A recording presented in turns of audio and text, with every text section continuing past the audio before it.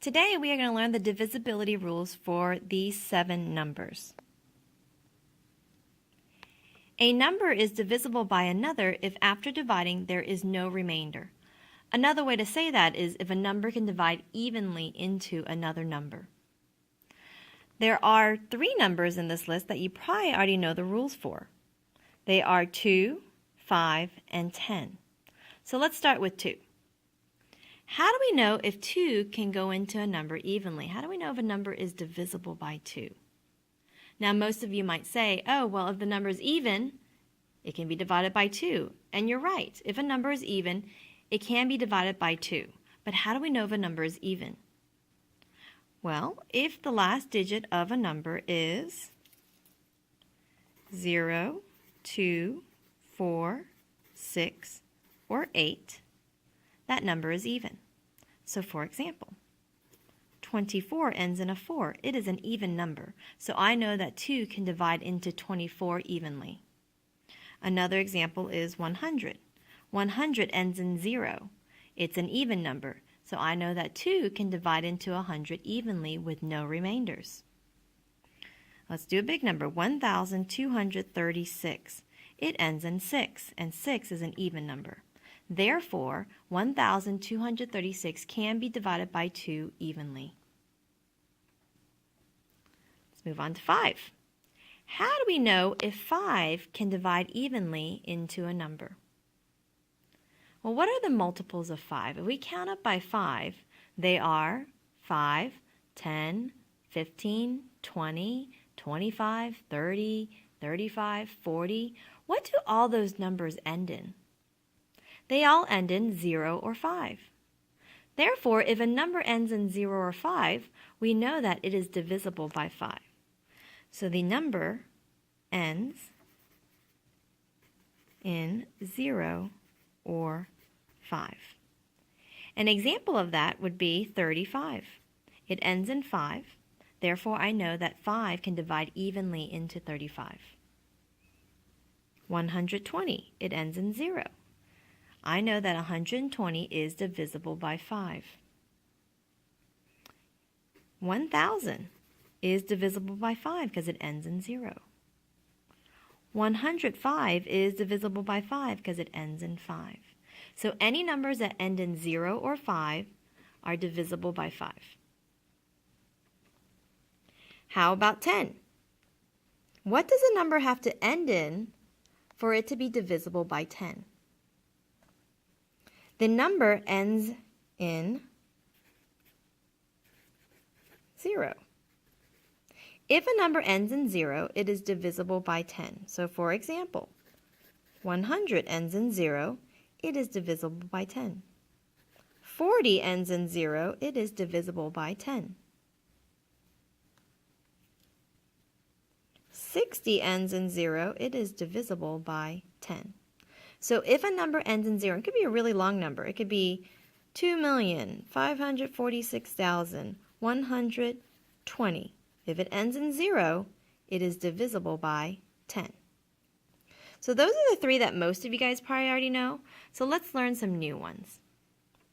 Let's do 3 and 9 next. I want to do 3 and 9 because really they have the same rule. The rule for 3 and 9 is if the sum of the digits can be divided by 3, then 3 can go into the number. Sum means the answer to an addition problem. So if you add up the digits in a number and then the answer to that is divisible by 3, then the number is also divisible by 3. So for example, 1,404. If we add up the digits, if we find the sum of the digits, 1 plus 4 plus 0 plus 4, that gives us 9. And can 3 go into 9 evenly? Yes, it can. So that means that 3 can go into 1,404 evenly. Another example is 39. If we add up the digits for 39, that's 3 plus 9, that gives us 12. Can 3 go into 12 evenly? Yes. Therefore, 3 can go into 39. Let's do one more. 289. If we add up the digits, that's 2 plus 8 plus 9. 2 plus 8 is 10, plus 9 is 19.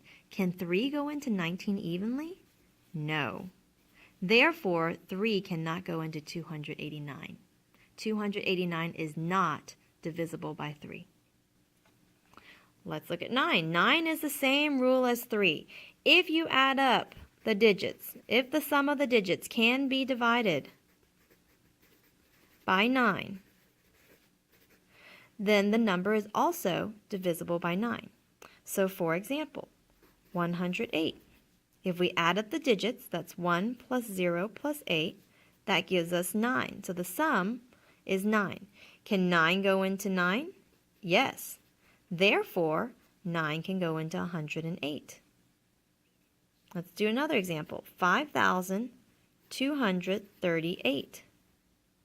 If we add up the digits, that equals 5 plus 2 plus 3 plus 8. The sum of the digits is 18. Can 9 go into 18? Yes, it can. So therefore, 9 can go into 5,238. Let's do one last one. Let's do 65. Well, what is 6 plus 5? 6 plus 5 equals 11. Can 9 go into 11 evenly? No, it cannot. Therefore, 9 cannot go into 65. Okay? All right. Put an X there too. All right, so we have 2 more to go. 4. How do we know a number can go into, is divisible by, how do we know if a number is divisible by 4? So the trick is, you look at the last 2 digits of the number. And if the last 2 digits form a number, that's how I abbreviate number,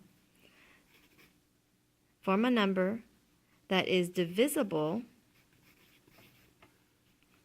by 4, then the entire number is also divisible by 4. So this usually works for numbers that are more than 2 digits, like 3 or more digits. So for example, 212.